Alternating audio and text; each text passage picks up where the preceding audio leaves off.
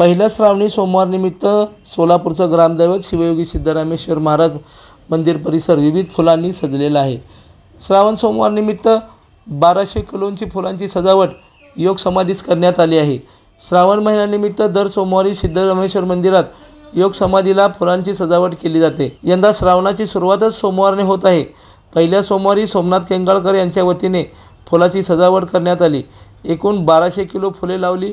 यामध्ये शेवंती, झेंडू, अस्टर, गुलाब, पर्पल, शेवंती आदी फुलांचा वापर करण्यात आला आहे। 20 कामगारांनी ही सजावट केली असून या शिखरावर स्वस्तिक, 2 ओम आणि कपिल सिद्ध यांची प्रतिमा साकारली आहे। लोकदर्शन मराठी चॅनलला सबस्क्राइब करा, बेल बटनला क्लिक करा व लाईक करायला विसरू नका।